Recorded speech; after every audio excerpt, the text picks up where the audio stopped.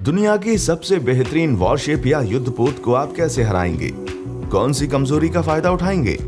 दुनिया की बेहतरीन वॉरशिप्स में जबरदस्त डिफेंस सिस्टम होता है, मसलन एयरक्राफ्ट कैरियर्स या विमान वाहक पोत, जिनकी रक्षा के लिए साथ में कई छोटी शिप्स के साथ साथ काफी दूर स्थित खतरों से निपटने के लिए फाइटर प्लेन्स भी होते हैं। तो आखिर इन्हें कैसे हराया जाए? दुनिया का सबसे बेहतरीन युद्धपोत माने जाने वाली ब्रिटिश रॉयल नेवी के खतरनाक 45 डिस्ट्रॉयर या विध्वंसक के बारे में क्या ख्याल है? इसमें एक ऐसी कमी है जिसकी वजह से इसे बड़ी ही आसानी से हराया जा सकता है। अंत तक आप हमारे साथ बने रहिए, क्योंकि जवाब आपको चौंका सकता है।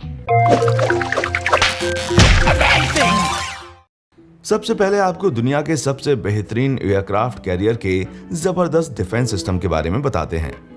यूएसए के जेराल्ड आर फोर्ड श्रेणी के कैरियर्स दुनिया में सबसे बेहतरीन माने जाते हैं, जिन्हें निमित्ज श्रेणी के पुराने कैरियर्स को रिप्लेस करने के लिए सेवा में लाया गया था। हालांकि अभी सिर्फ एक ही फोर्ड सेवा में है, पर ये पुराने मॉडल्स के मुकाबले काफी बेहतर है।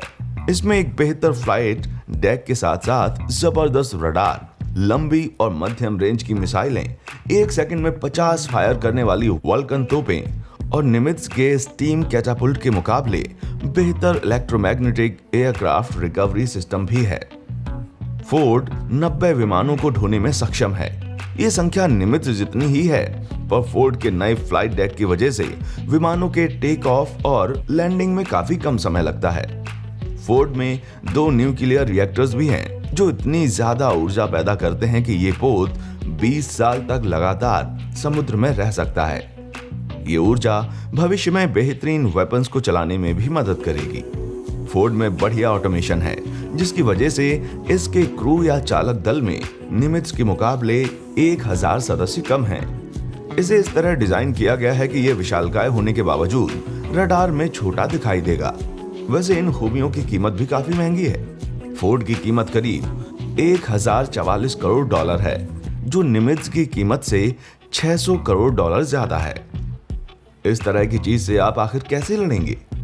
एयरक्राफ्ट कैरियर्स भले ही हथियारों से लैस हों, पर ये चलते फिरते एयरबेस से ज्यादा कुछ भी नहीं। असली लड़ाई तो इन कैरियर्स के एस्कॉर्ट्स या साथ में चलने वाले छोटे युद्धपोत करते हैं।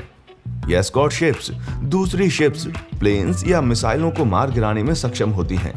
इनके रडार एक बार में सैकड़ों निशाने लगा सकते हैं। इतना ही नहीं, ये शिप्स पानी के भीतर भी पैनी नजर रखती हैं और एयरक्राफ्ट कैरियर को सबमरीन, टॉर्पीडो या माइंस के खतरों से बचाती हैं। मॉडर्न वॉरशिप्स का कवच काफी मजबूत होता है। किसी फुल क्रू और एस्कॉर्ट वाले एयरक्राफ्ट कैरियर का डिफेंस सिस्टम इतना जबरदस्त होता है कि इन्हें हराना लगभग नामुमकिन है। लेकिन कुछ तरीके हैं जिनसे इन्हें हराया जा सकता है, जैसे एंटी शिप बैलिस्टिक मिसाइल्स। ये मिसाइल्स एयरक्राफ्ट कैरियर्स की ऑपरेशनल रेंज के बाहर से लॉन्च की जाती हैं और ये इतनी फास्ट होती हैं कि एंटी मिसाइल सिस्टम को भी चकमा दे सकती हैं। लेकिन एक दिक्कत है, ये मिसाइल्स तभी काम करेंगी जब ये कैरियर को डायरेक्ट हिट करें, आसपास या अगल बगल में नहीं। यानी इन मिसाइलों में सटीक निशाने के साथ साथ पोत खोजी टेक्नोलॉजी भी होनी चाहिए। पर यूएस कैरियर्स इस टेक्नोलॉजी को जाम कर सकने में सक्षम होते हैं। सरल भाषा में कहें तो एंटी शिप मिसाइल्स इन कैरियर्स को डुबा तो सकती हैं, लेकिन इन्हें हिट कर पाना काफी मुश्किल है। दरअसल किसी एयरक्राफ्ट कैरियर को हराने के लिए आपको उसे डुबाने की जरूरत नहीं है, बस कुछ इंपॉर्टेंट चीजों को नष्ट करना होगा। करीब $500 कीमत वाले सैकड़ों या हजारों मामूली क्वाड्राकॉप्टर ड्रोन्स के साथ विस्फोटकों का इस्तेमाल करके कैरियर्स के कमांड आइलैंड, खुले हुए हथियार या पार्क किए हुए विमान जैसे जरूरी हिस्सों को नुकसान पहुंचाया जा सकता है। ड्रोन इस्तेमाल करने के कई फायदे हैं। सस्ते होने के साथ साथ इनकी रफ्तार 50 नॉट्स तक हो सकती है। सबसे अच्छी बात यह है कि ये इतने छोटे होते हैं कि इन पर निशाना साधना काफी मुश्किल होता है। कैरियर की तोपें बेशक बहुत सारे ड्रोन्स को मार गिराएंगी, लेकिन सैकड़ों में से कुछ तो अपना काम कर ही जाएंगे। कैरियर पर मौजूद प्लेन्स भी ज्यादा कुछ नहीं कर पाएंगे, क्योंकि ये ड्रोन्स जैसे हजारों छोटे टारगेट से उलझने के लिए डिजाइन नहीं किए जाते। ये ड्रोन्स हेलीकॉप्टर के पंखों या जेट्स के इंजन में उलझकर उनको तबाह कर सकते हैं। लेकिन ड्रोन के झुंड से निपटने के भी कई तरीके होते हैं। अगर ड्रोन्स को दूर से कंट्रोल किया जा रहा है तो सिग्नल जैमर का यूज करके इन्हें निष्क्रिय किया जा सकता है। इसके अलावा दूर तक छर्रे फैलाने वाले शेल्स का भी यूज किया जा सकता है। या कैरियर के पास भी दुश्मन ड्रोन से उलझने के लिए खुद के ड्रोन्स का एक झुंड हो सकता है। ये देखना काफी दिलचस्प होगा कि बदलती टेक्नोलॉजी के साथ दुनिया की सेनाएं ड्रोन्स का इस्तेमाल किस तरह करती हैं।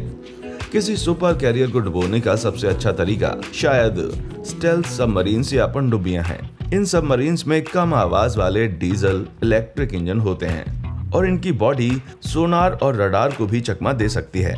साल 2006 में एक Chinese diesel electric submarine USA की यूएसएस किटी हॉक के एस्कॉर्ट का घेरा पार करके कैरियर से मात्र 5 मील की दूरी पर सतह पे आई। अगर ये सबमरीन चाहती तो एक टॉर्पीडो छोड़कर यूएसएस किटी का काम तमाम कर सकती थी।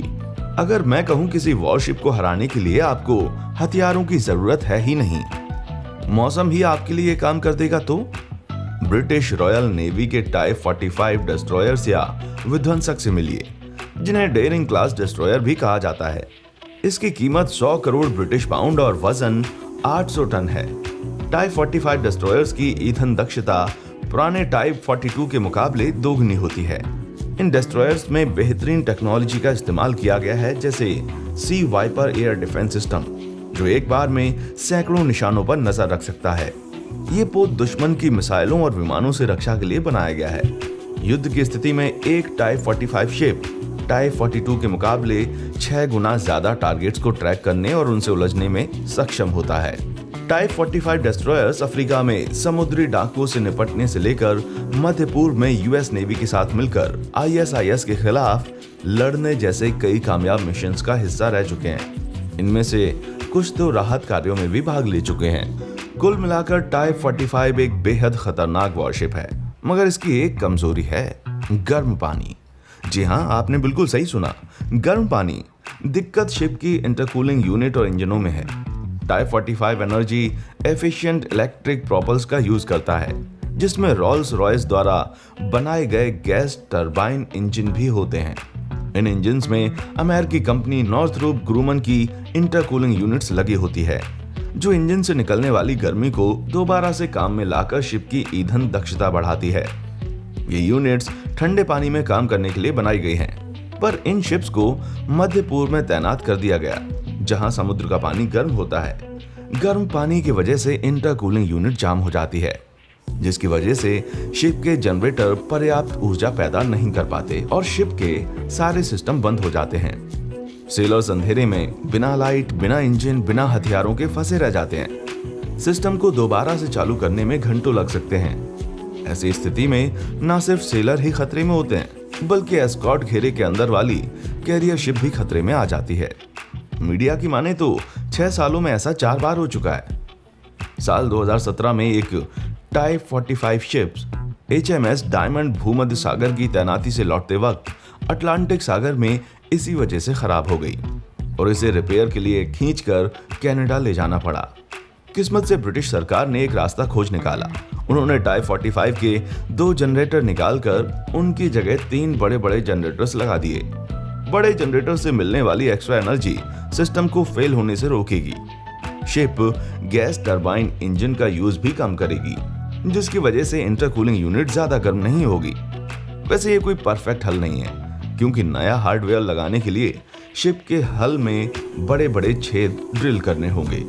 इसमें करोड़ों पाउंड का खर्चा आएगा और विशेषज्ञों का मानना है कि इन पैसों का किसी दूसरी जगह बेहतर यूज किया जा सकता है। एग्जाम्पल के तौर पर रॉयल नेवी के काफी पुराने हो चुके प्लेन्स को बदलने के लिए। वैसे इतनी बड़ी गलती आखिर कैसे हुई? रॉल्स रॉयस और ब्रिटिश रक्षा मंत्रालय एक दूसरे की गलती बताते हैं। रॉल्स रॉयस का कहना है कि उन्होंने ठीक मंत्रालय से प्राप्त डिजाइन के मुताबिक ही इंजन बनाए हैं। कंपनी का यह भी कहना है कि ये डिजाइन मध्य पूर्व के गर्म पानी में काम करने के लिए ठीक नहीं है, पर इसमें उनकी कोई गलती नहीं है। दूसरे कॉन्ट्रैक्टर्स का कहना है कि इन शिप्स के बनाए जाने के वक्त इन्हें लंबे समय तक गर्म पानी में तैनात करने का कोई प्लान नहीं था। वहीं रक्षा मंत्रालय का कहना है कि फारस की खाड़ी में ब्रिटिश नौसेना की तैनाती हमेशा रहती है और कॉन्ट्रैक्टर्स को ये बात ध्यान में रखनी चाहिए थी। कुल मिलाकर कोई भी इस डिजाइन से संतुष्ट नहीं और कोई इसका जिम्मा उठाने के लिए भी तैयार नहीं। ये वीडियो पसंद आया है तो क्यों ना हमारा चैनल भी सब्सक्राइब कर लीजिए और सभी ताज़ा अपडेट्स पाने के लिए बेल आइकन दबाना बिल्कुल ना भूलें। क्या आपके भी मन में ऐसा कोई दिलचस्प सवाल है? नीचे कमेंट्स में हमें ज़रूर बताएं। हमारा चैनल देखने के लिए शुक्रिया।